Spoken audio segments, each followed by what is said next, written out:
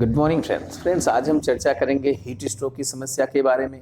Heat stroke या फिर इसी को सन स्ट्रोक भी बोला जाता है। जानेंगे कि ये मेडिकल इमरजेंसी क्यों होती है, इस बीमारी को मेडिकल इमरजेंसी क्यों कहा जाता है, इस बीमारी में बच्चों का और बुजुर्गों का ज़्यादा ख्याल रखने की क्या क्यों ज़रूरत होती है, साथ ही साथ इस बीमारी में क्या लक्षण आते हैं जिससे हम ये पता करें कि ये हीट स्ट्रोक ही हो रहा है या फिर और कोई बीमारी है जो डेवलप हो रही है जिसके लिए मुझे फर्दर इन्वेस्टिगेशन या ट्रीटमेंट की ज़रूरत होती है। साथ ही साथ मैं आपको ये भी बताऊंगा कि ये कुछ ऐसा हो रहा है तो बगैर दवाई के हम पेशेंट को कैसे मैनेज करें या क्या फर्स्ट एड दें। और लास्ट में मैं आपको 3 ऐसी होम्योपैथिक दवाइयाँ बताऊंगा जो इस बीमारी को जड़ से ख़त्म कर देती हैं या ख़त्म करने की क्षमता रखती हैं। उन दवाइयों की देने का तरीका और पोटेंसी बड़ी इंपॉर्टेंट होती है, उसके बारे में मैं आपको जानकारी दूंगा और उनके लेने का एग्जैक्ट तरीका बताऊंगा। दोस्तों, मैं हूं डॉक्टर संतोष पांडे, बहुत बहुत स्वागत है मेरे यूट्यूब चैनल पे आपका। दोस्तों, सन स्ट्रोक या फिर हीट स्ट्रोक एक ही डिजीज़ है या एक ही नाम है। सन स्ट्रोक उस बीमारी को कहते हैं जब पेशेंट का बहुत लंबे समय से ज़्यादा टेम्परेचर में एक्सपोजर रहा है या फिर रह रहा है और पेशेंट डिहाइड्रेटेड है, तो ऐसे पेशेंट को फीवर आ जाता है या फिर कहें कि पेशेंट का टेम्परेचर 104 डिग्री से ज़्यादा मिलता है तो पेशेंट हीट स्ट्रोक जैसी समस्या से सफ़र कर सकता है।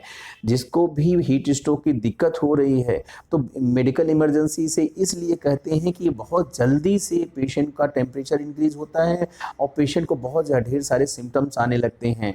इसको यदि टाइमली नहीं मैनेज किया जाता है तो ये ब्रेन में दिक्कत कर सकता है, बॉडी के और ऑर्गन्स जैसे किडनी है, लीवर है, पेनक्रियाज है, इन सब में भी दिक्कत कर सकता है। आपकी आंतें हैं, इन सब में भी दिक्कत पैदा कर सकता है, जो कि बहुत बार रिवर्सिबल होती हैं और कई बार तो इरिवर्सिबल होती हैं, मतलब परमानेंटली डैमेज कर देते हैं।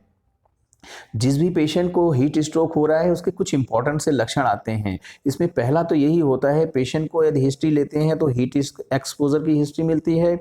पेशेंट का टेम्परेचर इंक्रीज मिलेगा, 104 डिग्री से ज़्यादा मिलेगा। पेशेंट को यदि स्किन देखते हैं तो बिल्कुल लाल हुई रहती है, शरीर एकदम जलता रहता है। यदि हम हाथ रखते हैं तो स्किन एकदम से गर्म मिलेगी। पेशेंट की स्किन ड्राई देखने को मिलती है। पेशेंट की स्किन पे कोई पसीना नाम की चीज़ नहीं होती है। पेशेंट बिल्कुल डिहाइड्रेटेड मिलता है। पेशेंट को सर दर्द मिल सकता है, उल्टी जैसा लगेगा, वॉमिट हो जाएगी। पेशेंट के शरीर में बहुत दर्द होता है, स्पाज्मोडिक पेन होता है, क्रैम्प होता है, मरोड़ने वाला दर्द होता है। ऐसे पेशेंट को दिक्कत ज़्यादा बढ़ने पे कन्फ्यूज़न की स्टेट होती है, कन्फ्यूज़ होने लगता है। पेशेंट को बहुत ज़्यादा प्यास लगती रहती है, पेशेंट को चक्कर आ सकता है, पेशेंट एकदम सुस्त सुस्त रहेगा। ये समस्या को टाइमली नहीं मैनेज किया गया तो पेशेंट को झटके भी आ सकते हैं। ये बहुत इंपॉर्टेंट से लक्षण होते हैं। यदि कुछ ऐसी हिस्ट्री मिल रही है और सिम्टम्स मिल रहे हैं तो पेशेंट को तुरंत हीट एरिया से उसे कोल्ड एरिया में ले जाएं, ठंडे एरिया में ले जाएं, छाया में ले जाएं, एयर कंडीशन रूम अवेलेबल है तो ऐसी जगह पे ले जाएं, पंखा है तो पंखे में ले जाएं, कुछ नहीं है तो पेशेंट को छाया में ले जाएं और फैन करें। पेशेंट को साथ ही साथ आपको कोल्ड स्पंजिंग करनी चाहिए या फिर स्पंजिंग करनी चाहिए, पानी से शरीर को पोंछना चाहिए। खास ख्याल रहे कि बच्चों को और 50 वर्ष से उम्र वालों को इस स्पंजिंग से थोड़ा सा बचना चाहिए। पेशेंट की आर्मपिट पे, नेक पे और ग्रॉइन एरिया पे आप आइस फर्मेंटेशन भी कर सकते हैं, कोल्ड स्पंजिंग कर सकते हैं, मीन्स जो आइस क्यूब होते हैं उन सबको भी लगा सकते हैं आप। साथ ही साथ इस समस्या को निपटने की जो सबसे अच्छी 3 दवाइयाँ होती हैं उसमें सबसे पहला नाम आता है ग्लोनाइन का। इस मेडिसिन की 30 पोटेंसी लीजिए। दूसरी मेडिसिन होती है एमिल नाइट्रोसम, इस मेडिसिन की भी 30 पोटेंसी लीजिए। और लास्ट में नाइट्रम कार मेडिसिन होती है, इसकी भी आप 30 पोटेंसी लीजिए।